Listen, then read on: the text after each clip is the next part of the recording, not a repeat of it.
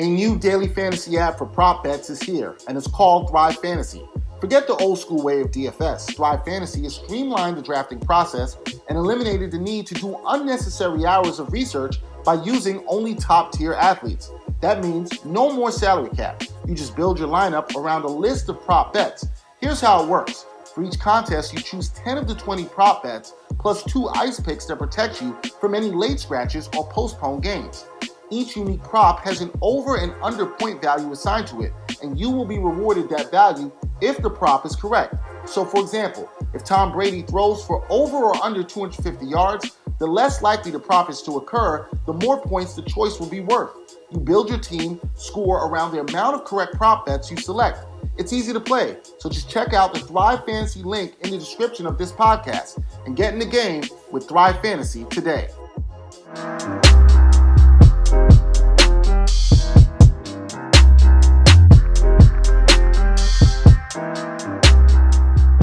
From the Gotham Podcast Studio, Ain't Hard to Tell Podcast, episode 66. Dexter, Henry, Bryan, Fonseca here, another guest. Yeah. This is for like the third or fourth straight episode. I don't even remember. We've been having guests so frequently. A good friend of mine started with me, or it was before me, when I came and started doing work at NetsDaily. Tom Lorenzo. Finally. I know, right? Finally. You got everyone on. Of NetsDaily. Yeah, we had Bob on here. We had Pooch on here. Pooch has been on like 6 times. 6 times. No, twice. Pooch came with a whole Italian Twice, but entourage. the second time, yes. The second time he came with an entourage, he barged into the studio. He did. We wouldn't let him in, and he made himself. He made his way in. Along with Mike Scotto. Yes, with a good friend, Michael Scotto. And we survived to tell the tale. We survived to tell the tale. But you're here, Tom, NetsDaily editor. Good to see you. I haven't seen you in a while. I know. And so it's good to see you. And your real job is, you said this before. I work in marketing. Works in No, well, you can't let you know all the secrets. Why were you saying I like work in that? No, marketing. sometimes you can't let people know everything. Marketing could be a flex, especially now. Especially now in social. You watched the Fyre Fest documentary yet? Marketing could be a flex. But see, maybe if not saying that Tom is, but maybe if Tom is involved in something that's like the Fyre Fest, he doesn't want you to know. We don't know that Anybody though. know. No, we left it obscure. We didn't say where. I like leaving We just jobs said obscure. Right. we just said Right. marketing. We didn't say for what. You can market anywhere. That's true. You know what I'm saying? True. But you So can't you're- market. so But you you're can't good. market as well as Tom Lorenzo. No. So you're good. Right. No. Right. Exactly. I'm saying sometimes you gotta leave your jobs. Yeah. You can't let everybody know. I mean, well, we can, because otherwise, how you get from point A to point B? He's Why editor- is it point A to point B? Why isn't point B to point A? Because A is higher than B, isn't it? No, because when you say the alphabet, as my daughter is going to say, you go A, B, C. You Right. don't go C, B, A. Right. So you're going A to B. Yeah, but when you count 1, 2, 3, Yes. 1 is better than 2 How is 1 better than 2? because If I have $2, is that better than having $1? no, but you want to be What? number 1 Oh, no, and not number 2. You know what I'm saying? I mean, I understand that in terms of the top of a list. Yes. I understand it, but in terms of counting things numerically, it's not. Sure, but if It depends on which way you're looking at it. Yeah. The number thing makes more sense to me than the letter thing. The letter thing I don't have you on. We can leave it at that. He's figuring it all out. No, He's but here's, working it all out. No, Hold but on. here's an example. Well, I though. mean, grading, you're going to say A is better than B. Exactly. Okay. And also, you say 1 and 1A. You don't say 1 and 1A and then, not go to 1B. 1B is after 1A. 1A is better than 1B. You know what I'm saying? It is. You're right. Yeah. Why are we talking about this? This is what we do on the AHTT Podcast. Like, Tom, anything? We went from marketing to like Right. A, B, A, 1, 2, B. 3. I mean, he does make a good point, though. 1A, 1B. Yeah, okay. that's what I'm Fair saying. point. Point A, point B. But regardless, when you get from point A to point B or point B to point A, whatever point you're trying Nobody to go, goes from point B to point A. you're trying to get somewhere, make progress, so to speak. Yes. You Right. have to let people know what you do. Sometimes. In Sometimes. our case. But you let Not people so know much what you in do. You also marketing. let people know where you do. Yeah. it. As Right. long as you're not Billy McFarlane, I think you're good. Nobody wants to be him right now. No. Right. Nobody wants. Did you watch that documentary? I did. I have Oh, not yet. yeah. So I have not yet. And Yeah. we just released. Did you see the Netflix one and the Hulu one? I just saw the Netflix So one. just on Netflix. Hulu one's worth it. What Yeah. Hulu one has the interview with him, and he didn't look too good in that one. So here's my thing, right? I'm Yeah. gonna ask you a question. We talked about this on a little extra bonus podcast Okay. we did, right? And the thing I said to Bryan didn't agree with me, which was, if you let's go back a couple years ago when they were putting out the Right. Instagram pictures and everything. You saw that, and you're a music lover. I love that and we're starting somebody that you liked was performing there, or a group of people you like Right. performing there, were you trying to go? And you had the money to go, would you have gone? Well, I mean, that's the thing, right? If you had the money to go. Right. Like, Take it from somebody in marketing.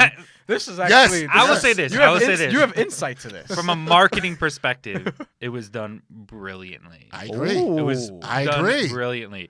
The way they did it with these influencers and these models that came out and said, like, check this out. And then they did that whole kind of Instagram push where people started putting, like, that orange square on it. And everyone's like, oh, what is that? What is it? What is it? They were brilliant with the marketing. Mm-hmm.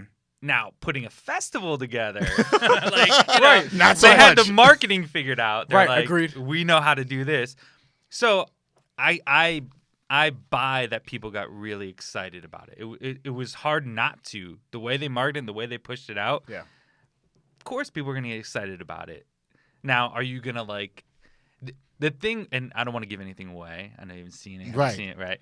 But the thing that got me was even before people went, they were like calling, send an email, whatever, and saying like, we have no idea what this thing looks like. Where do we have to be? What do we have to do? On the website, there's no information. There's nothing. And they weren't getting answers, but they still showed up anyway, right? Like, I think if you get to a point where you're like, I have no idea what this looks like. And this is. Nobody's giving me any answers. So that's interesting. But this is what because- Dexter said on the bonus Yes, podcast. yes, because you know he where I'm wanted going to. to know. He wanted to Yes. find the point where it's like, all right, y'all shouldn't have fell for this. Right. And Where it sounds does to it me start like getting that ridiculous? might have been the point, right? That's why I said you'll get there. It won't be very early because it's very convincing in the beginning. Totally. You know, and I actually remember all that going down as it was sort of happening. Yeah. me too. You know what I'm saying? But you'll get to that point where it's kind of close, and then it's like, all right, how do you still make the trip Right. or whatever? All right, so and I'm- that's where that's I where I'm find intrigued. the sick humor in it. Right. I'm You know? still intrigued. It's a shame I haven't watched this. I have not had time to watch anything. But You and Marguerite watch it together. I It'd will. be great. We will have to Watch do it that. with Simi too, because you got look. Don't be like these kids when you're a teenager. It'll be a great lesson for the entire Henry family. I'll make sure my daughter sees this and somewhat understands. Also, tell her if you don't see Ja Rule performing, it's probably a good thing. But that's a whole other thing. Right. Yo, and by the way, Ja Rule recently posted on Twitter just one of these little Yeah. promo packages for people to, you know, it's like a business thing. Like he's trying to get, obviously, you know, for bookings, whatever, do this. And people are commenting all over the place, like, you know, fool me once and that kind of thing. Like, We tried to be really nuanced about it, and like, we didn't scam people, or it wasn't this, or it wasn't that, and it was like, Yo, it's a scam. it dog. was a scam. Like, That's you what I'm did. saying, Like, it's a scam. you totally did. Ja You're Rule like, does not look good all right.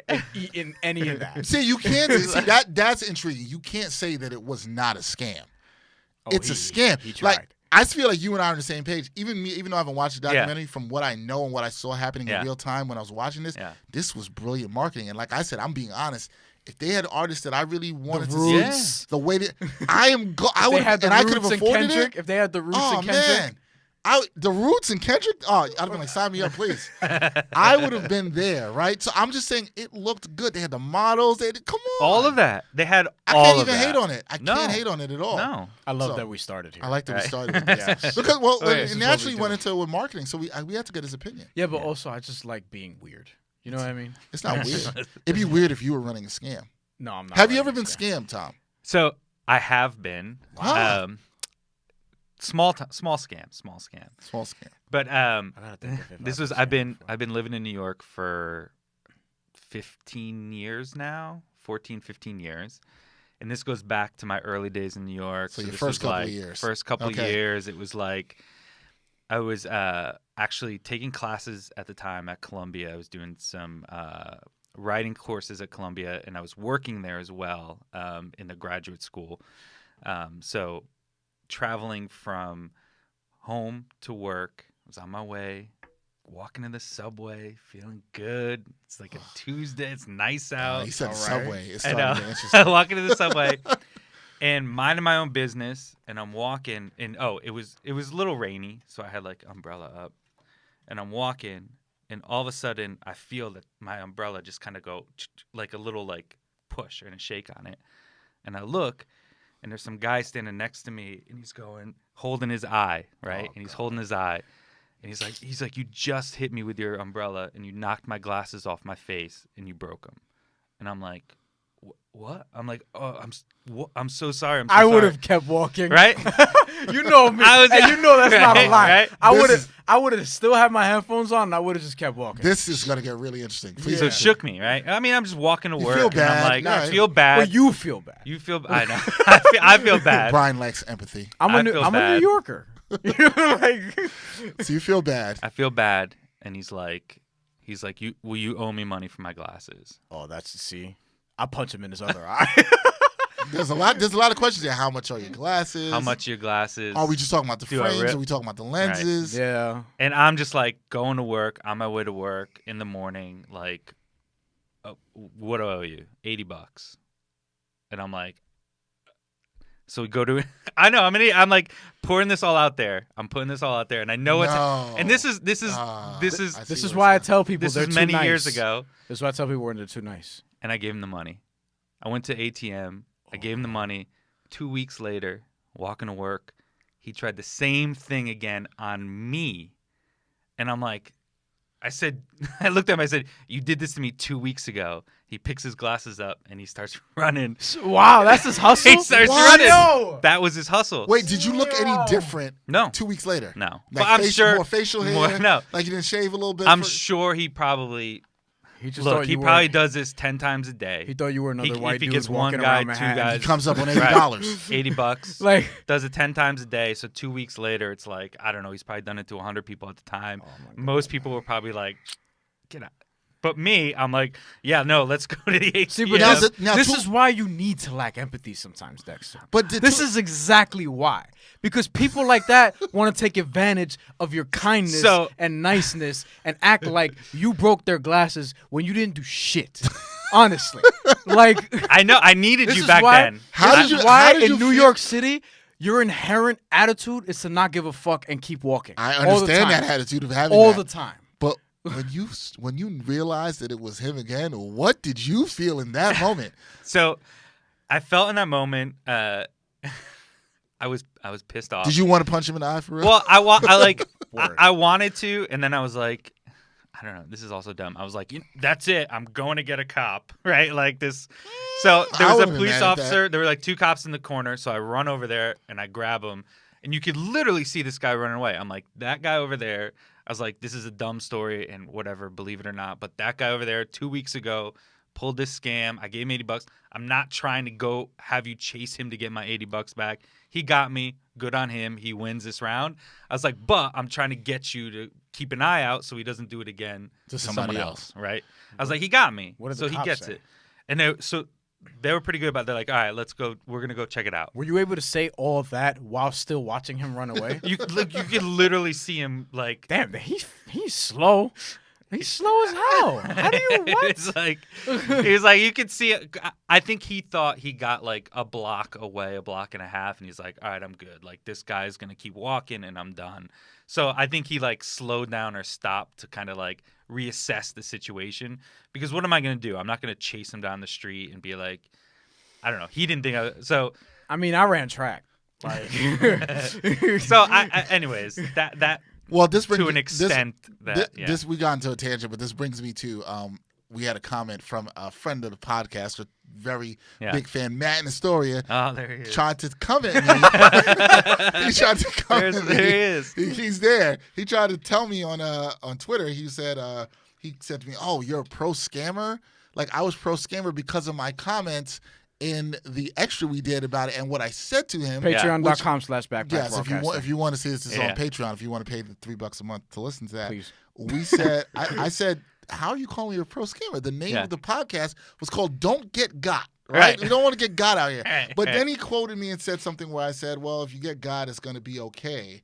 And I was saying that no, if you get got, nobody wants that. Right. But at some point, you have to let it go and move on. You have to just say, they got me. Got me. It sucks. I don't want anybody to get got. No. But what are you going to do? You're going to beat the guy down, wait for him in the train station. And that's what I was saying. That's true, too. When I saw him the second time, I was like, yeah. Even when I got the cops, I wasn't gonna be like, what do you want me to do? Like once you're in the Bahamas, you're also not gonna. Once you're in the Bahamas, you're in the Bahamas. Yeah, you're not gonna arrest him because some guy told him that 2 weeks ago he took $80. I got nothing. What are you gonna do? But if I see you a third time, just know it might go down. I think what would have been satisfying for Tom, this would be more satisfying for me, is if you were back at the same train station and you saw a dude do it to somebody else and you got to stop and tell the person like, hey man, I know, yo, he's gonna tell you $80. Don't do it. Just don't do it. I didn't know how the story was gonna go. I thought he was gonna like go with you to the ATM and then try to stick you up for more money. No, I didn't know where that story was he's probably just thinking, he's like, oh shit, it worked. Like, yeah. Because I'm sure he asked 10 people a day, and most people are like, I didn't do that. And like here I was, like, I had a question. The second time it happened. Yeah. Did you also have an umbrella up? No, so he did like a shoulder, walked into my shoulder and looked at me like. So he's a by any means necessary glasses breaker. I mean, every day he kept trying. He must have just kept trying it every day. Oh man, I'm sorry about that. That's what? I mean, like, look, I'm like, yo, being homeless sucks. I don't know if that guy was homeless. Actually, you don't know. But why you ain't got anything better to do all day? I mean, look, everybody's trying to eat. Yeah, I know, but like, can you I would think Showtime is a better hustle than that. Then again, you did give him $80, but he got $80. Here's the thing, man. He might have a talent. His talent's making somebody feel bad enough to give them $80. There's talent there. I would get more money than $80. I understand why it's 80, but you might because 80... at some point, if you go higher, like somebody could have been like, all right, well, let's go get a cop and we'll write a report. And it like $80 was like where I think he felt was a sweet spot. That was like, it's not over 100. It's like you can go to an ATM and take out any like over that. I think it feels like the kind of thing that you're like, all right, well, let's go like we can like write a report. What do you like? We can work this out without having. This is worth me paying this to not have to go through all the other stuff. Right. I think most New Yorkers would be like, "Fuck out of here" and keep walking. Well, most. I don't know, man. It depends on the thing, and I think glasses. people not being able to see. Like you might tend to him a little bit because you're a better guy than me. I'm continuing to walk. Well, actually, you are a better guy than me. I think you might still keep walking. I might tell him I didn't have the money. Right. And then that's my move on the train. If you ever see me on the train, just know I don't have cash. That's my move all the time. Like, okay, this is not a scam. We're going to really get into what we're talking about. But somebody, this was about 2 months ago, I had to pick up some food for a friend of mine who's having her daughter's first birthday party. So I go to this restaurant in the morning, I order this food. It was some curry chicken. I had this huge pan of curry chicken. And I took it out. When I took it out to go to my car, I actually got some on these sneakers that I have on right now. And I got to the car and I saw that the curry stained my sneakers. Curry sucks when it stains. You really got to get it out. So I came back in the store because there was some other stuff I had to get. And there was a line in the store that day. It was crowded. And this guy was like, "Oh, man, look what you did."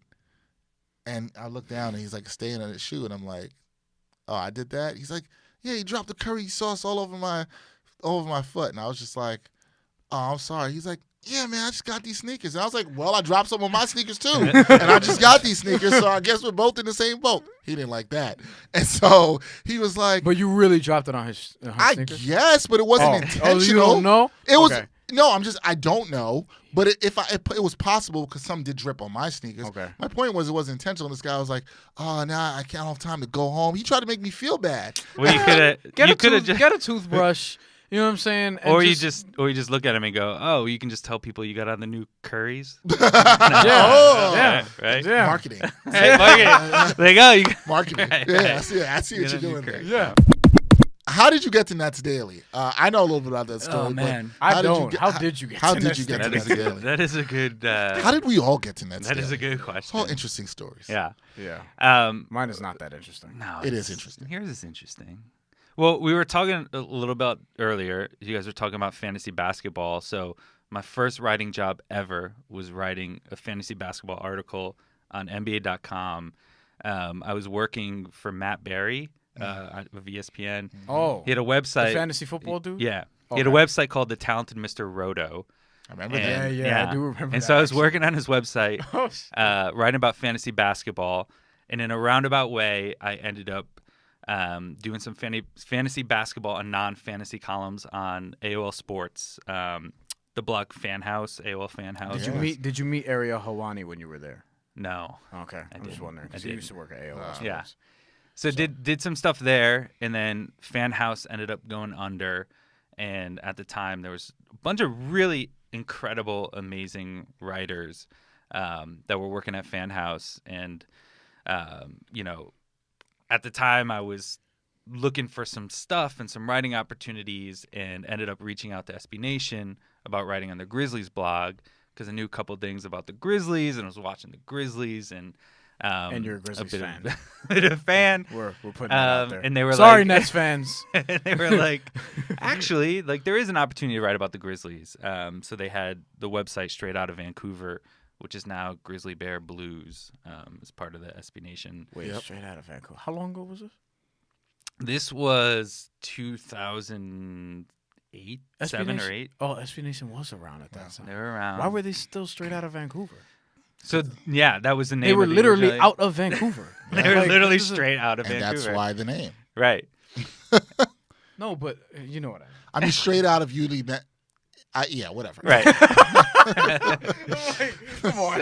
We're not going to this A to B road. Right. I will drag us there and keep us there. You were just going to, yeah. Tom's just trying to get from A to B. I'm just trying to get from A to B. And I got to B, and then you're like, wait, go back to Go A, back to- because that does not or make go sense. to C. Or go to C. All right. See, you're really straight out of Vancouver. So I was blogging about the Grizzlies, which was great because at the time it was me and Kevin Leip who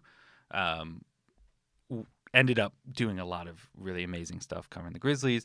But the two of us were essentially running that site. And then at a point, while I was doing it, I was living here in New York. And SB Nation, Seth Pollack, who runs the SB Nation team sites, contacted me and said, hey, there's an opportunity. Nets just moved to Brooklyn. We need somebody local to cover the team.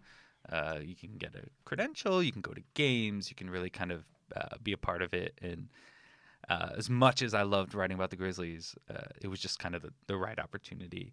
And he talked to our good friend Bob, and he made sure that, Bob was cool with me coming along. I talked to Bob. Bob and I actually got lunch before I started, and got to hear all his great stories because Bob always has amazing stories to tell. Right. You're probably the best. He also told me to tell you know nothing.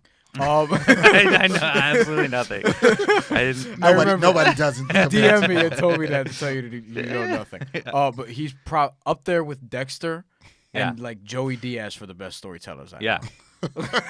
That's very high praise. Which I will say. So when I had started, I had lunch with Bob, and Bob it was just an incredible. When you have lunch with Bob, like you sit down and Bob's just like, listen. right. And I met him over by NBC. And you sit down, and Bob is just like, that person, I know that. It was just like everything was so well connected and this incredible stories. Right. And then shortly after, I met with Dexter. We had coffee because we were talking about, doing video stuff. Yep. And Dexter's got great. So like, it was this kind of nice connection of working with Bob, having Dexter, and just between the three of us, just trying to kind of do some really great stuff here. And then Dexter later brought me and then left. He said, "Sorry, I had to get to B." Right. Yeah, that's good, man. And we started, and for people who don't know, but this is going back to like 2012, 2013 is when I came on with NetsDaily. And Tom used to do a lot of the videos of me when I was at games. We were games together, doing post-game wrap-ups and stuff.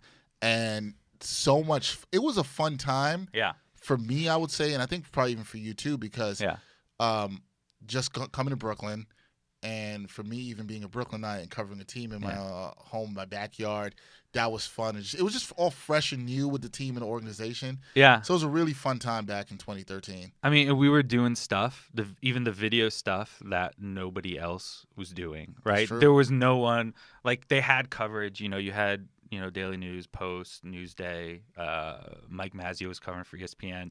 So you had people covering the team, but these video recaps that you were putting up the night of the game, nobody has them. Nobody still, right? Still nobody has them. And also, only 2 beat writers now. I know it's crazy. Well, 3, but with the Athletic. Yeah, but you know what? And though, then us, we count. That's 4. Well, that's what I'm saying. You, Pooch, like.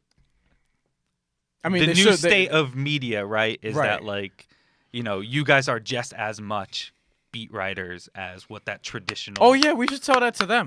I would like to think so as well. Well, but, I happen like to I agree. get it. We don't travel for the team, but part of that is because we can't afford to. Well, you can't afford to, but who else is really traveling the team, right? I mean, Just two. Lewis, Logan. Just Yep, just Bryan Newsday Lewis. and Post. When we were doing it, I mean, Bontemps, Bondi. You had, Right, you 'cause had Boone, six. right. Just like You like had you just 5 or said, 6 people traveling with the team. because like you just said, it was fresh and new, and they were good at the time, and then they got terrible really fast. Well, So yeah. then- In the state of the media, it's like, well, That's they're changed, not too. making Money. Yeah. Newsday. It's just Whoever like- wasn't making money it's off like- of. Good point. It's like what I always So- say about New York City. New York City is a city built on dick riding. The same thing with the media. The media is basically dick riding everywhere. But If it's teams also are good, they're gonna get covered. But it's Teams also are instant, money. They're gonna get It's covered. money too. Right. Like Money. you say too. Like money matters too. And Well, a lot money of- starts from dick riding. No, not really. Not really. I mean, money comes. Listen, You can generate money from art. I agree. No, to some degree, I agree with your point, right? Because like, if the team doesn't have as much of interest and they're bad, then they're not going to put the resources into Right. it, right? But if the team, like, I think what's interesting, I was going to get this to you is the Nets are trending upward. Do we see that interest go back and teams putting money into beat writers? You're seeing it now. Or has media changed so much that people are like, yo, they're still the Nets, and no offense, Nets fans, they're not the Knicks, so we're not going to put the resources into them as much. I will say this. Sorry, I think it's new media. I think what's more intriguing to fans in general is less about, and no disrespect to people that are doing it, it's less about people that are traveling with the team and writing the recaps and writing the gamers. It's more about like what you guys are doing with podcasts, what Pooch is doing with Periscopes. It's more about those other touch points that's how people are really consuming it. And you don't need to physically be there at every game, road games, away games, to be able to have that knowledge to do what you guys are doing. So I think to me, I don't know that there's going to be a time where, okay, the Nets are going to have 5 beat writers traveling around with them. I think 2 to 3 is probably feels like the max. I just think there might be more opportunities for people to do podcasting, Periscopes, That's live interesting. tweet, like all that stuff.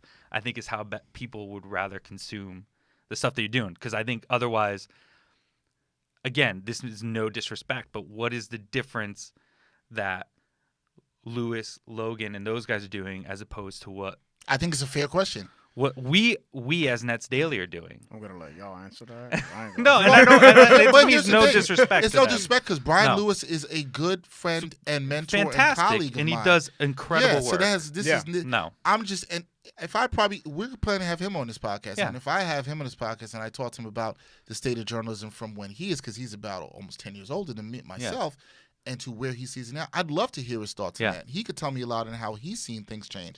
I guess the point I would take, and I try to pass this advice to Bryan too, from what you're saying, and He I tries do to pass me a lot of. I do advice. agree with you, is that maybe the end all be all goal for a young Yeah. writer like Bryan or Pooch or somebody else is it's not about necessarily being that beat writer with a paper. No. There's a lot of other things you can carve out for yourself, and it's more about marketing. And as our friend Ebenezer Right. said here, to bring it back full circle, marketing and building your brand, Yeah. not necessarily the brand that's associated with the parent company. Yeah. And I've said that too. Like I've Yeah. told you that I don't want to write at the crazy volume that maybe a beat writer has to. Yeah. Where it's every single day you have to have 1, maybe 2 stories, right? You're not gonna be in the same rhythm all the time. You know what I mean? It helps from experience. It helps to take a few days off from actually writing and try to cultivate the story another way and then have like a bigger piece later down the line. Like with NetsDaily now, I was doing a lot of that stuff in terms of like the newsy stuff and doing that stuff before because we kind of had to. And now, Yeah, that's a whole nother thing. now we ain't got to do that no more. Right, but So I'm putting in more thought into what I'm doing. I feel like the stories are better. And part of that natural progression is not having to be a beat writer. I agree. I not think having to do that. I think day new in and media day out notices also. that. That's why The Athletic does what they do, and that's why you see Scotto doing the stories he does, because he's allowed to do that. and still be around a team and cover a team. And I think there's something dope about that too. Yeah. But specifically with the Nets. Nets are trending upward, like we said. Bryan's been around them all year. They're getting more coverage. They're getting more coverage. Yeah. They're getting better coverage. And the fans deserve better coverage, and they deserve all different kinds of coverage. They're good with NetsDaily. Wow. What'd you say? You said they're good with NetsDaily? Yeah. Oh, I agree with that. But it lets us NetsDaily give them better coverage, right? Like we do now have, different ways of giving them coverage.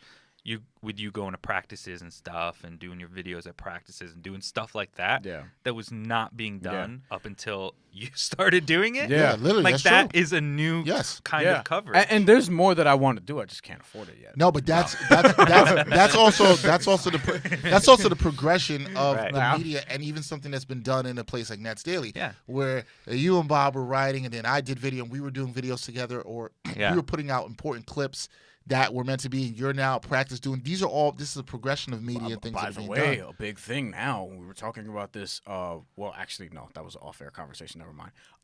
Twitter, social media. That's become a huge thing as far as reporting now. Yeah. Well, because you can see interaction and reaction in real time. I will never forget. Tom was there with me, and I will never forget. And I think I said this when Bob was up here, when we were in the locker room and Kevin Garnett made the Joe Jesus comment. And it was huge. I turned off the camera and Tom looked at me and I was like, yo, we got to put that clip up. You got to put it up. And I'll never forget that night because all the TV stations left. SNY wasn't there. Yep. Every local station left. Everybody was gone. We were the only people that had video of this unless somebody else shot on their phone, and I knew nobody could. And Tom looked, and we just knew, like, this was going to be the thing, and it turned into a thing that I didn't even think it was going to be. Yeah. That did like 60,000, 70,000 views overnight. He is still known as Joe Jesus. Right. Because of Dexter Henry. I don't know about that. No, we're going to give you credit. You know how, but to that point. Because you put it out there. But Kevin Tom was with me on it, too. You put it out there. Like, But Tom, he had that. Tom wasn't going to say no. No. But it's like, he's a it's like we had marketing that expert. energy, and we looked at That's marketing. We looked at each other, and we were like, oh no, that's gonna be something. Like I think we knew that was gonna. Yeah. Because we were at the time though, you were cutting up game footage right afterwards, and we were doing the recap videos, and we were throwing in like you would cut to, here's what they had to say after the game. But for that clip, you were like, it's on its own. It's a Let it standalone. live on its own. I knew it. It's 15 seconds. Let it live on its own. It just needed to go up there, and we just there was the first thing I think I cut and put on the website before we even shot our recap. And we just put it up there. Did they win that game? Yeah. So that helps too, because but it was 60,000, after 70,000 views the next morning. No, but I'm saying I couldn't believe it. No, I'm saying because then they'll be looking for stuff like that because after the no, team but, wins, but they're on also, a high I mean, also. you threw that up there. Next morning, wake up and it was like Deadspin picked it up, SB Nation front page. Yeah, like it was crazy. It wasn't just that like people were searching like the internet. It was like it was up there.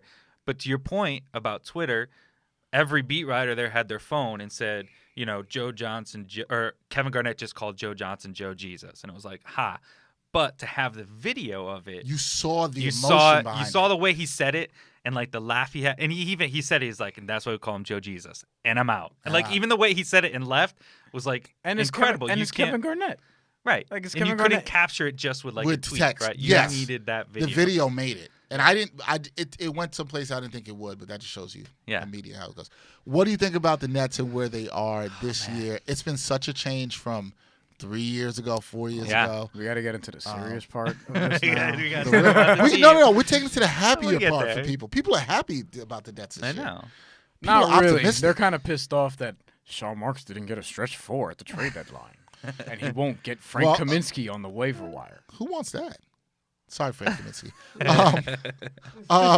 Are you mad that Sean Marks didn't get a stretch I forward? don't get mad about nothing. To be honest with you. Except for when that guy scammed you for $80. But to be honest with you, like if you look at it like this, and Tom, I want to get your thoughts on this, but I just look at it like this now: Milwaukee, Toronto, Philly, Boston.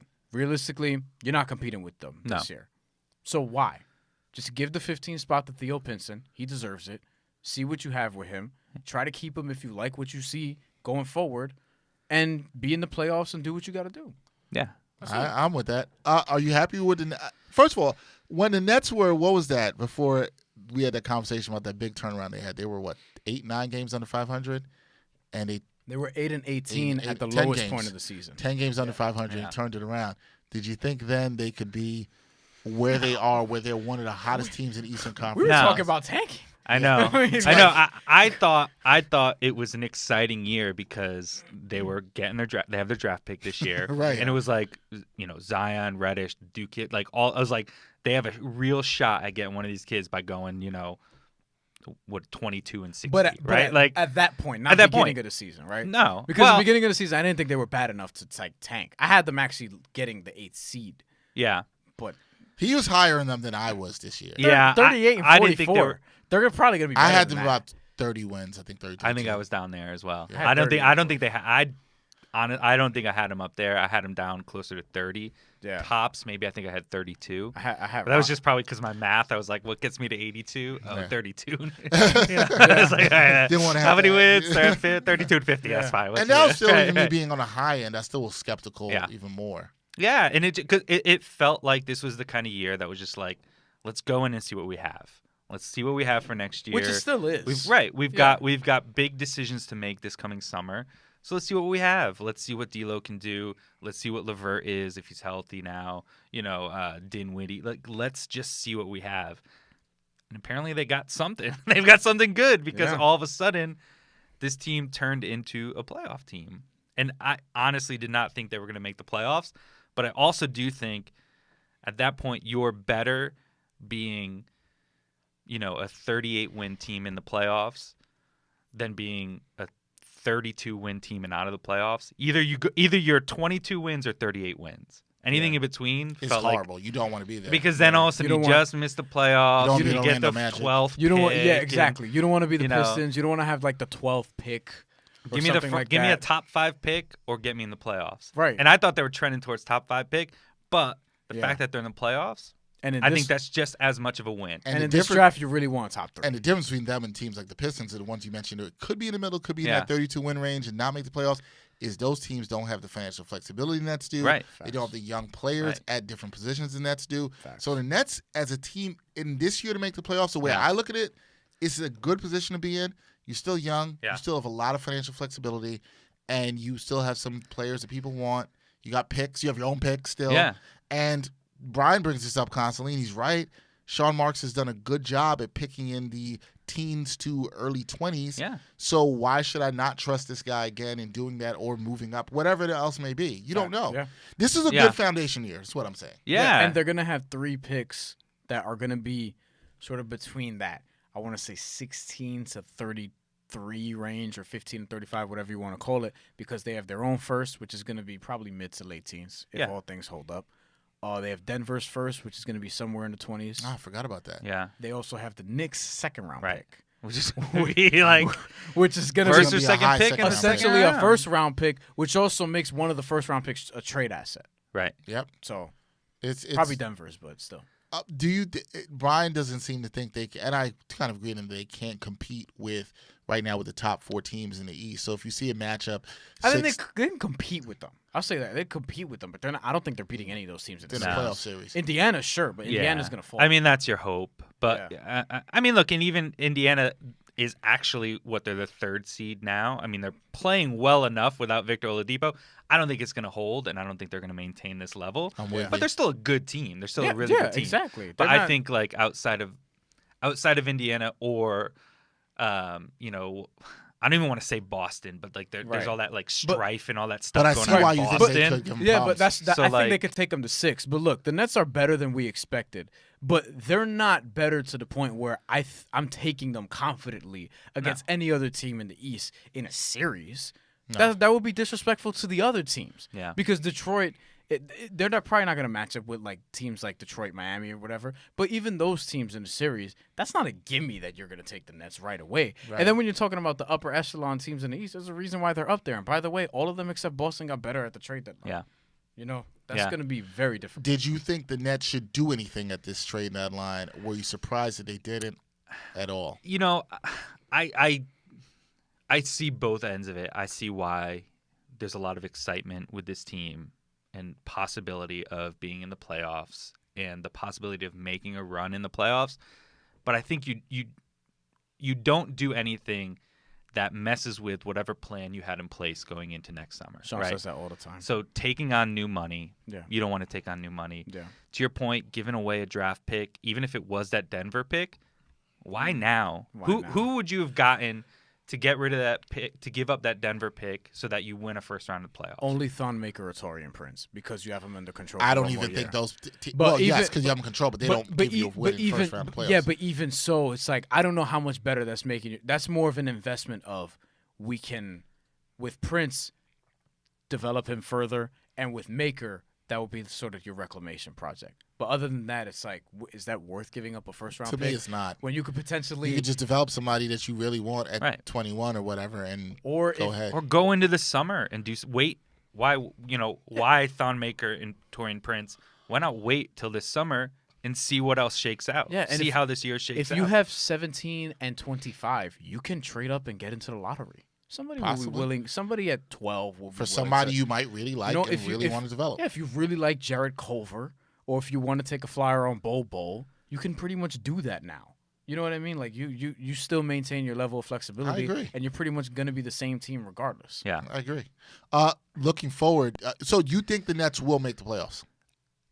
I'd be shocked if they fell out. I do think they will. Look, the rest of their schedule is pretty tough though. It's tough because they got the West Coast road trip coming up. It's tough, and I think they're going to stay. The injury stuff, right? They might not stay at 6. I'm not sure. Right. I think the injury stuff is key. Karras, right? Like how quickly does Karras come back? Yeah. Spencer Dinwiddie, we know he's making progress, but anything that kind of shakes them all, like they need that team. They need that whole team, right? You lose one of those guys, as we're seeing now, you're kind of seeing them regress a little. Yeah. But I just think the teams behind them, like, does anyone really kind of scare you behind them? Like the fact that the Detroits of the world, right? Like you can take, like you shouldn't overlook those teams as I said earlier, no. But you can definitely, absolutely take them. No, you know what I mean. Nobody scares me that they would leave. Maybe Miami, if they got everything rolling together, could pass them, or Detroit, because Detroit has better top end talent. But even now, you're at 6, so you're talking about 3. Three teams would have to pass him, right? At 6 right now. So you would have to fall behind 3 teams. Are we confident that they're all 3 of the teams sitting behind him? Well, hold on. You're talking to a couple Met fans here. Like, we've seen some shit. I've seen some collapses. You know what I mean? I'm a lifelong Met fan as well. So yeah, right. So I know. It's not. There's some Met fans and Net fans that they cross over. And not that we're any of them, because none of us are Net fans here. Net fans don't need that negative energy, that negative Mets energy. The Mets are just I don't care what they need. They need that real shit. Mets fans have enough of that now. Right. No, but I don't think they're gonna fall out like that, because you've seen this team like last week. They have one of their worst games of the season against Chicago Bulls, but shortly before that they beat Denver. They're weird. They're very, very, very weird. You know what I mean? Under this same sort of trajectory, if you want to call it that, they're probably going to be a 500 team, which would be good for about where they are, 6. Well, and it was almost a schedule correcting itself, right? You beat Denver in a game like that everyone's like, whoa. Basketball gods are like, right. And also they're like, all right, but you can have Denver, but we need Chicago, right? So it's like it's kind of giving that toss of like. And we understand Otto Porter is here instead of Jabari Parker at Bobby Portis, but you got to take this L. What's up, listeners and supporters of the Ain't Hard to Tell podcast? We need some help from you, and it won't take up too much of your time. As we grow, we always want to hear your feedback, so take a minute or 2 to fill out a short anonymous survey. The survey link is right in the episode notes for this podcast. It's easy and takes less than 5 minutes. As always, we thank you for your continued support. If we look ahead to 2019, because that's what a lot of Nets fans do. And I think the Nets sometimes get left out of the conversation. Yeah. And Bryan and I know we hate the term that's been brought up around Nets, the C word, culture. Yeah. The Nets have built this great culture. Remember, I told you the drinking game. Yeah. I do think the Nets have done a lot of good things. I love what Marks has done. Mm-hmm. I think Kenny Atkinson's not getting enough credit and should get some Coach of the Year votes. He will. I think people should be looking at the Nets. You're in Brooklyn, you're in New York City, as an attractive place to come and play. They are. They've built something good. They have some good young pieces there.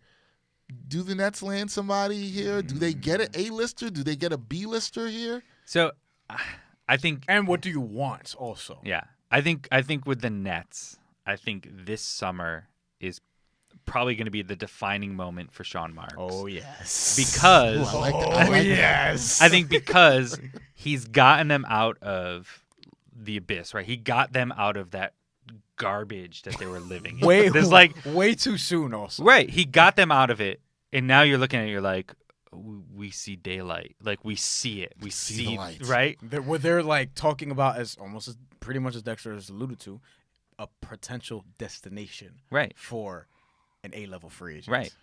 And if you strike out on Durant, Kawhi, whoever else in that top tier, Clay. I don't think you go hard and heavy on player B. I don't think you go Tobias on Harris, Jimmy Butler, Kemba Walker. Right. I don't think you go to B, because I don't think B gets you to where you want this team. Unless you agree. think D'Angelo Russell and or Karis LeVert is A. Which I think they're very good, but if you could tell me right now that if this team plus Tobias Harris would be a contender in the East, No. I don't think it's good enough. I think Philly's too you could good. be Indiana.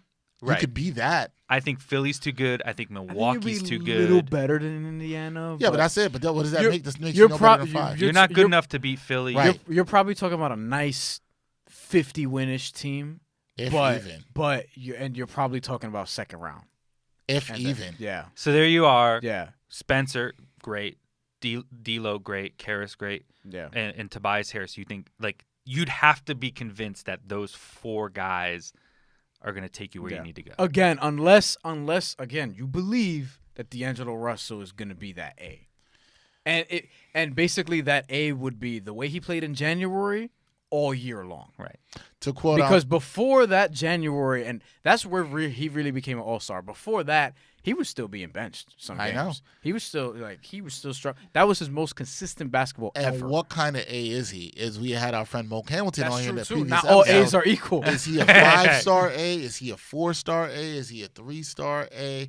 You're not winning. Well, if you're a 3-star, you ain't A. Yes, true. That's a good point. You're not an A. Yeah. Is he at least a 4-star A? And how many do the Nets have on that team?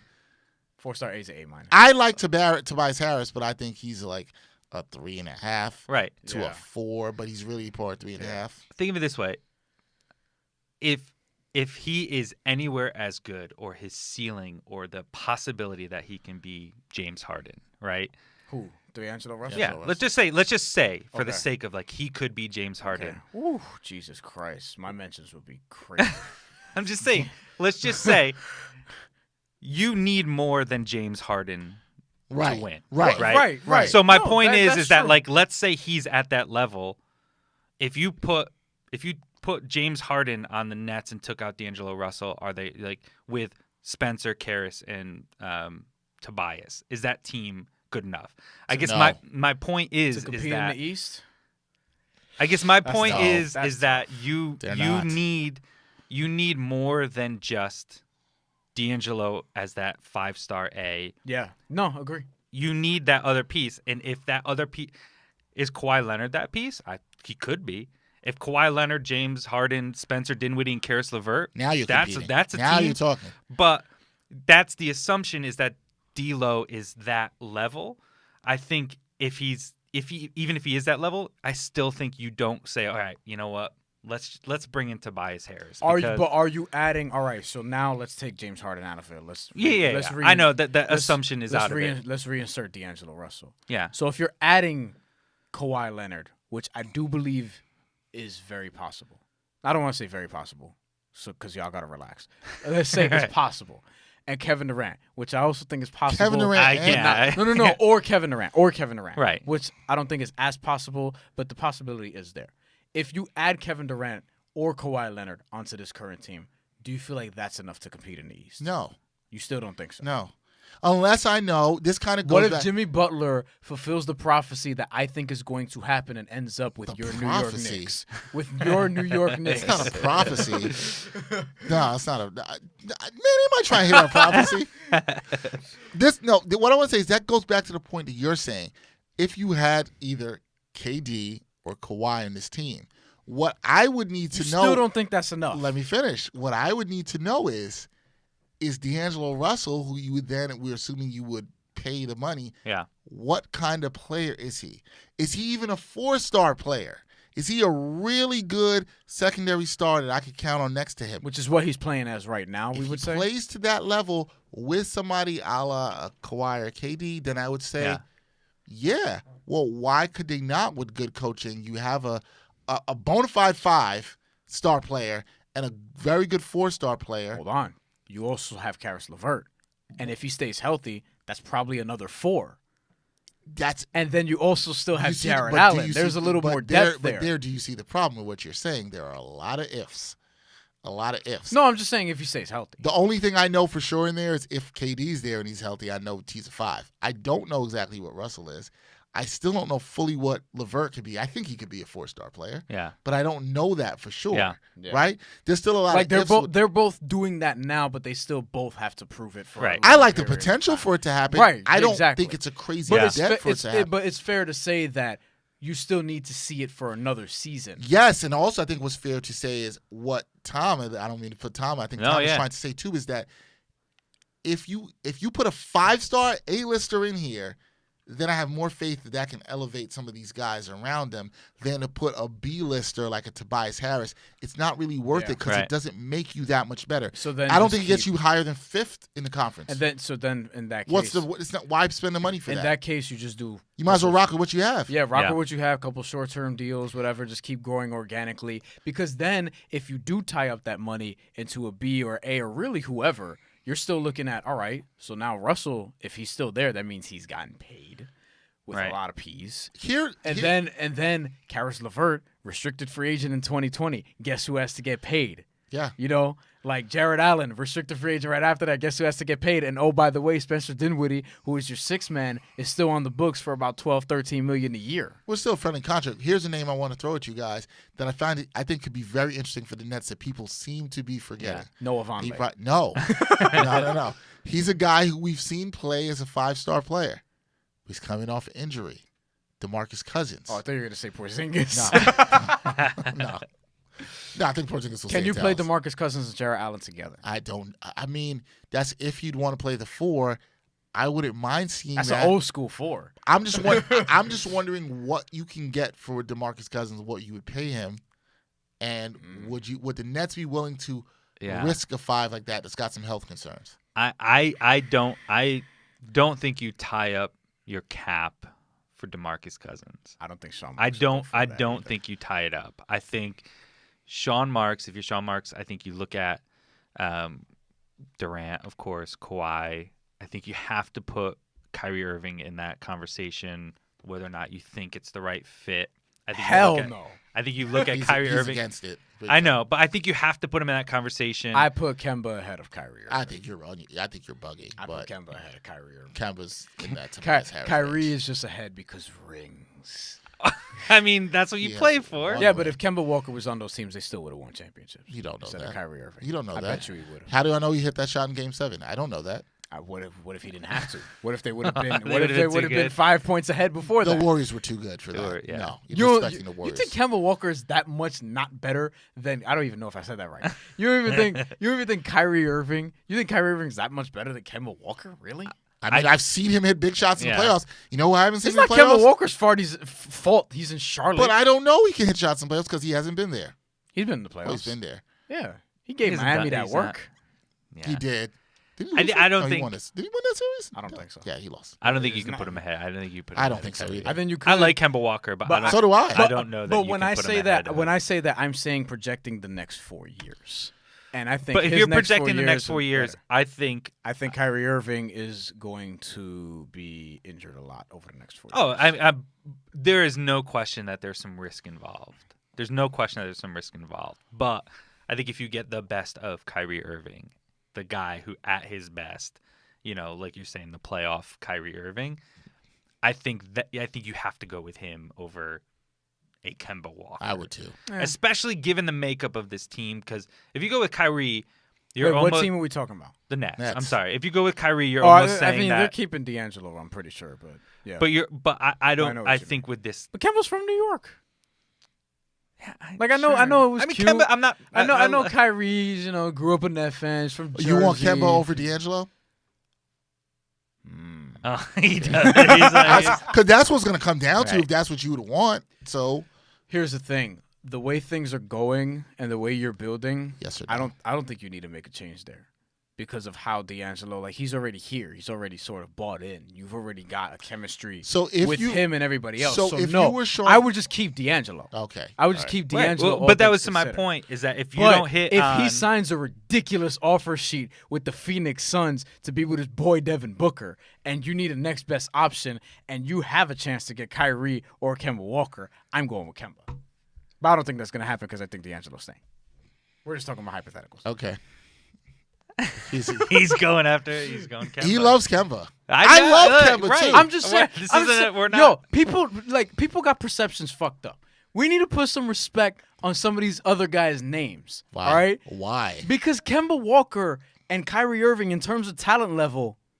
Why? Because Kyrie Irving's been able to prove it more because he's had LeBron James as his damn sidekick, and the best Kemba Walker's had is Jeremy Lamb. That's supposed to be his fault? Is Kyrie Irving not having the best season of his career this year? No, he keeps getting injured. He's having a great season. He tweaked his knee again. What are you talking about? Talk to me in April if he can make it to the playoffs. So his injuries means that he's not having a great season? Kemba Walker was the MVP candidate before his team started sucking. He had a 60-point game this year. Okay. That's not what I asked. I said, is Kyrie Irving having the best season of his career? Yes, and so is Kemba Walker. So I agree with that. But I'm saying, why don't you put some respect on Kyrie Irving's name? If Kemba Walker was in Boston, you think they would be that much worse? No, I think they'd probably They'd be the same team. It maybe. might be better.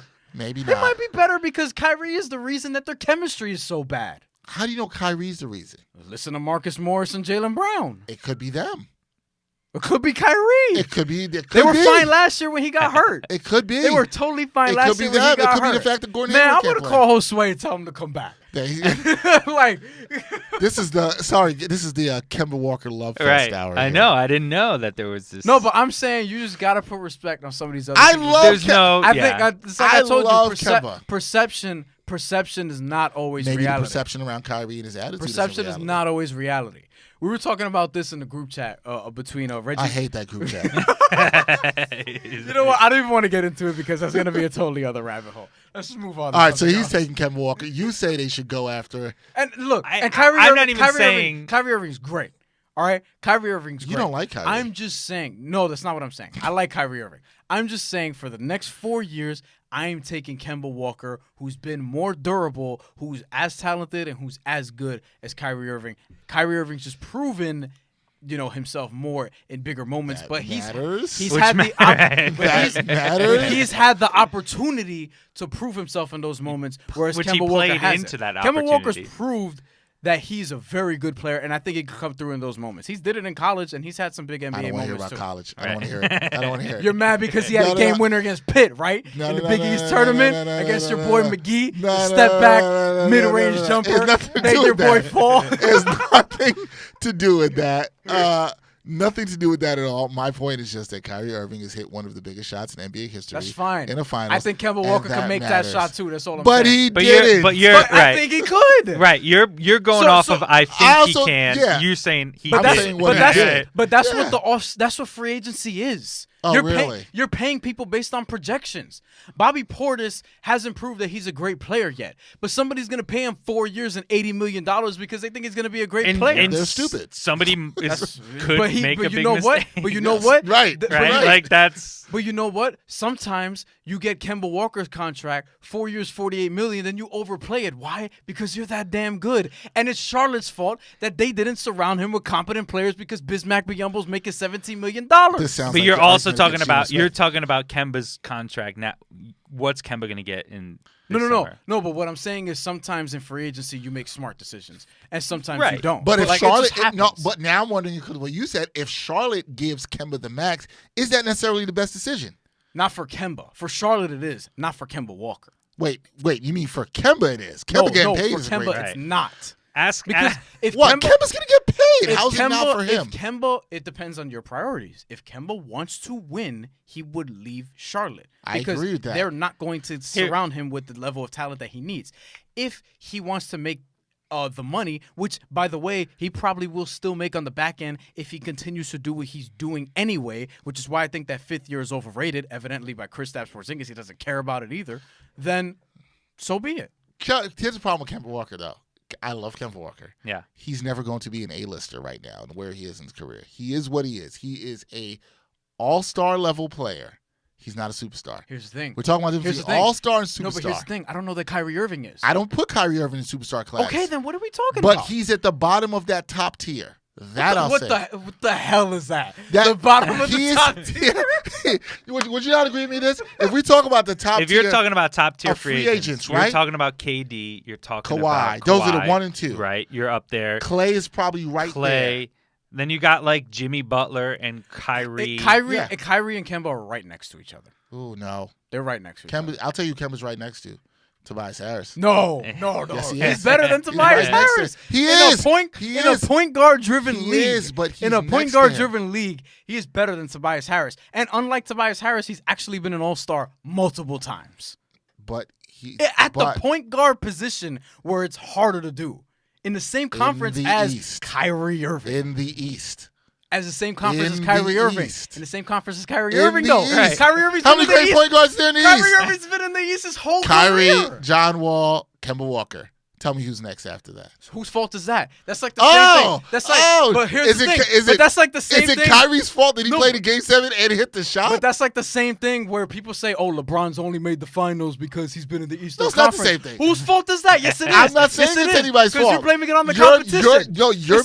You're making it the fault of Kemba Walker because he hasn't had the opportunities that Kyrie had, which is ridiculous. It's not the fault of Kemba Walker. It's the fault of Michael Jordan and the Charlotte Hornets. So now Kyrie's supposed to be held against it? Look, all I know is Kyrie has hit big shots in the playoffs time and time again. He's done it. That's it. He's done it. I know what he's done. That's fine. Well, how will he be healthy enough to make big shots going forward? I doubt that. I don't know that Kemba Walker will be. I doubt that. I don't know that Kemba Walker will be. That's true. You don't. You don't know. You don't have to. You know what's always funny? We always look at the players who have had this injury, because there's sometimes players who have injury history, and all of a sudden the rest of their career, they're healthy. Remember when Sean Livingston was damaged goods? Right. When's the last time Sean Livingston had a major injury? Is Kyrie Irving? What about Paul George? Everyone was like, Paul George. Is Kyrie Irving? Nobody talks about it. Is Kyrie Irving on the same level of player as Sean Livingston? No. No, but that's not what I'm saying.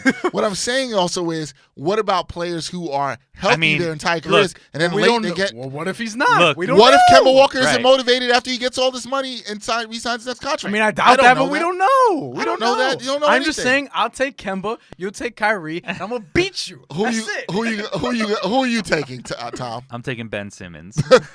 I'm not taking Ben Simmons because he's scared to shoot until he starts shooting through. You know what? You want to talk about point guards in the East? Ben Simmons is there too, and he's an all-star, and so is Kyle Lowry. So there are some good point guards in the Eastern Conference. And by the way, D'Angelo Russell's won this season as well. But until Ben Simmons gets a three-pointer, I'm not putting him up in that class. Who are you taking? If I have to choose between Kyrie and Kemba, I'm gonna go with Kyrie. So am I.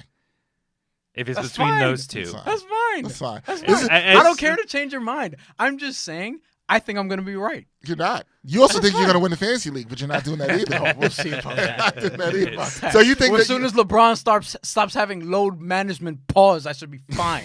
You are very angry today. He is fired. You're on fire. Team Kemba Walker. Team LeBron needs to play for me and for my fantasy team. Look, I feel like I don't like Ben Simmons. I feel like we have. No, that's not true. I like Ben Simmons. I just don't like that he doesn't shoot threes. Not team, that I don't respect that Kyrie Irving has hit one of the biggest shots in NBA history.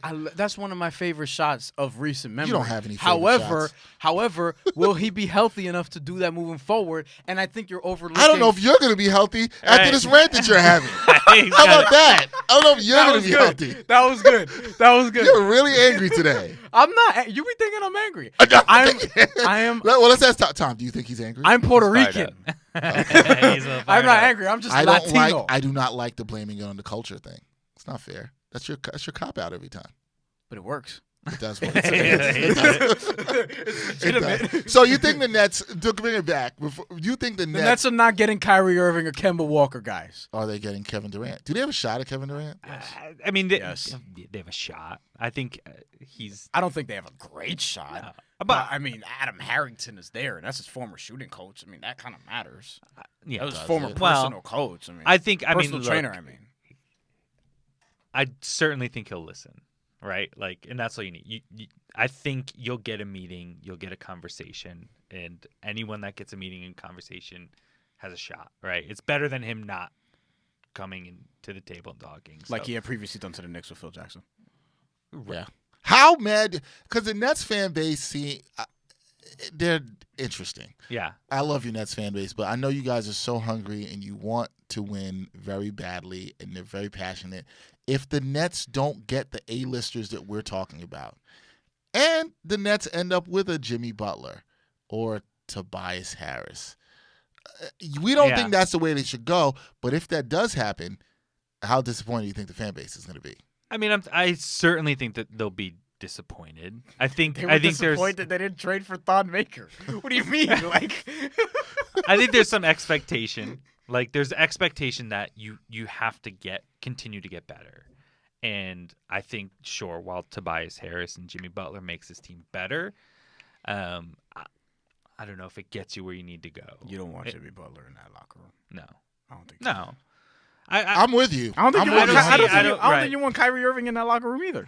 I don't think you do. You love Kyrie Irving, don't you? Don't lick your lips after you say that. Oh, this is a juicy storyline today. You guys might get in a little fight in the locker. I hope Kyrie Irving comes into that. I hope so. So I hope he hears this podcast and then has to look at you every day. He's like, Kemba Walker. Bryan Fonseca. You think Kemba Walker's better than me? I hope he says that to you, too. People don't. Kyrie Irving. I hope you bring that same energy to him, too, when he says that. Yeah, I would. I hope so. I would. I ever told you about my confrontation with Patrick Beverley? No. We ain't got to go there. Two short guys angrily going after each other? No, it wasn't angry. Can't wait to go like this. What was the most awkward? This is what we need. We need Kyrie Irving in the Nets locker room next season. Yeah. And I will come back with a video camera just for that. You hold it up the pot. Just for that. You're like, Kyrie, listen to this. Yeah. But I think Kyrie is very good. Here we go. However, I would rather have Kemba Walker's next 4 years. I would also rather have D'Angelo Russell's next 4 years. I'm so glad you said this because we are clipping that, and when Kyrie Irving's in the Nets locker room, I'm going to come be like, yo, Kyrie, what you think of this? And we'll see. He's not going to the Nets. He's going to the Lakers. I already told you this. He's going to rejoin LeBron. See, you want the drama there, but I want the drama here. I want the drama. The drama here is going to come with your Knicks when they get the 4th pick and try to pawn that for It's Anthony not dramatic. Davis. That's what always happens. Dramatic. And then they get Jimmy Butler. That's just the Knicks. Thank you. See? They're going to have Jimmy Butler and Zion Williamson, and then Jimmy Butler's going to be like, yo, this kid could dunk and shit, but he's soft. And then they're going to fight. And then Jimmy Butler's going to go to the Sacramento Kings. What? Yeah. I don't even know. Either way, Tom, are you optimistic about the future of the Nets going forward? Yeah. You have to be at this point, given where they are. I mean, you remember we're sitting in the locker rooms. I remember. And, trying to figure out what post-Boston Nets look like. And all of a sudden, Garnett, Pierce, you got Darren Williams leading there, and you're just sitting there scratching your head and saying... That quickly became Donald Sloan and Henry Sims. Right. This didn't work, and it's like, yikes, where is this going from here? So, of course, the optimism is there, given where they've come from. Right. And I think the fact that you've got Sean Marks, who's kind of staying the course and has a plan A, maybe a plan B, but staying the course of that plan, I think you have to be optimistic. I think if they go in and they do something stupid this offseason and they bury their money in Kemba they bury their money in a player that doesn't show that progress, I think that's where you get concerned. I think the fact that they're patient, they're taking their time, and they didn't get rid of assets just to chase something that they can't get. I think there's certainly reason to be optimistic. Yeah, no, I agree. I think there's reason to be optimistic, but my whole thing right now is sign Kyrie. One selfish reason. For one selfish reason. Drama. Right. That's what we want. All right, Tom, thank you for joining us. We always do this thing, and we told him we always pick a number. So this is episode 66, unbelievably already. And we got 65 was pretty awful, but we got some good numbers here. Bryan always comes through with the list. I can tell you who's not on that list.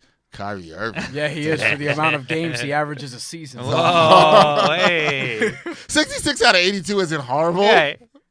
It's not great because that means you're missing a month. 16, whatever. I'd sign for that. I signed for that so you can have to talk to him. Go ahead. That would be fun. I would embrace that opportunity. No, you wouldn't. Let's see what happens. Ty Kelly, your boy. Former Met? Yeah. No. Josh Edgin, your boy. No. Juan Guzman. No. Yasiel Puig. That's my boy. I'm a Yasiel Puig fan. Okay, who else? That's my boy. Who else do we have? Oh, there's a guy I liked from the past. Scott Pollard. Scott Pollard. Why do you like Scott Pollard? Scott Again? Pollard was nice, It's man. the second time we have Scott Pollard. I didn't even, who did he wear 66 for? He's not even better than Kyrie Irving. What are you talking about? Who did he wear 66 for? Celtics. Ah, Celtics Scott Pollard. Yeah. Not Kings or Rockets Scott Pollard. Was that? He averaged guess not 1.8 man point a bun, but game what did that he- year. One He point. averaged 4 points a game in your career. You have the audacity to talk down on Nick Collison and you like Scott Pollard. I said I like him. I didn't say his jersey should get retired. It's two different things. Scott Pollard was a nice 3-point shooter. He get the knockdown three in the corner. He's a good shooter. Stretch the floor. All right. Okay. Andrew Bogut, who wore it 1 year. Oh, yeah, that's right. Yeah, no thank you. Shout out to Nick Medalinos. Yes. That's his boy. Yeah. That's his boy. Ben Simmons is his boy, too. Hey. It's true. Alan Faneca. Oh, former Jets guard. Yeah. Hall of Famer. Apparently he has epilepsy that I read recently. Oh, man, did not know that. Yeah, that kind of sucks. That took a dark turn. Willie Monroe. Willie Monroe's a boxer. Willie Colon. Willie Colon. I like Willie Colon. Yeah, I figured that was your boy, like your actual boy. Like you interviewed him and stuff. A couple times we've talked. Good guy. Terry. All right, never mind. He's not getting picked. It doesn't matter. It doesn't matter. Tom Nalen. You remember him? No. Offensive lineman. Broncos. Okay, got it. Doesn't matter. We don't pick offensive linemen like that, except the Brickashaw Ferguson. David Deal. Speaking of offensive Picked linemen. Damian Woody last one, actually. Oh yeah, that's right. David Deal, David Larry Deal. Little, Mario Lemieux. Ooh. That's a good one. I don't watch hockey like that. Tom, you watch hockey? Oh, but he's like the great. He's easily the greatest player on this list, by far. Do you care? Do Yeah. you care about greatness? I do. Yeah. Okay, He's great. making sure. Because I like greatness, but I also like entertainment. And Yasiel Puig. Is No, very- man, I got to go Mario Lemieux. Plus, Mario Lemieux, I saw him where my first year living on Pitt's campus. I lived in Oh, yeah, what was that's right. over next to a children's hospital. Yeah. And he used to do a lot of stuff with his foundation, the hospital, and really used to take his time and bring a lot of stuff for kids there. Was nice, but he also was like a really great player. He's the best player on this list. I love that Yasiel Puig. That's my dude. You mentioned the whole thing with kids, and now I can't fight for Yasiel Puig. Yeah, you can't fight for Yasiel Puig. You can say, forget those kids. I'm exhausted. You could be that person. Yo, you're exhausted because you took all your energy out Right. against yeah, Kyrie I'm Irving. like, no, for Kemba Walker. Oh, yeah. Oh, so you're the Kemba Walker defense party. So you can't even fight for the No. kids. Justice for Kemba Walker. What about justice for the kids? Right. I don't know these Or justice kids. against the kids? I don't know these The kids. justice for Yasiel Puig. Yeah, there should be. He got sent to the Reds. That's terrible. That is terrible. Yeah, you're not fighting for him, though. I would like to, but then Christy Acker kind of pushed me off that when she said he and Yoenis Cespedes are not cool. So. I forgot about that. She did say that. Well, not cool, but she pretty much implied that they're not cool. Yeah, she implied I want that. to put She words did in say her that she mouth, knew you that. know. All And right, then so there's Kevin Durant because he has 66 points at that game at Rucker Park. ooh, hope he comes to the Knicks and drops 66 on some teams. Okay, not I'm gonna glad happen, you said though. to the Knicks and not to the Garden because I could have easily said like, yeah, he'll do it against them. But I do think he might be with the Knicks. We'll see. I also think he might go to the Clippers. I don't know. We'll see. Wow. All right, so are we cool with Mario Lemieux? Is that the first hockey player we've ever put It on? would be, and I didn't want him to be the first hockey I player. did. I want not no disrespect to him, but I was looking forward to somebody else. But something tells me we will have a couple more hockey players Right. coming up within the next 10 episodes or so. That sounds good to me. Yeah. All right, the Mario Lemieux episode.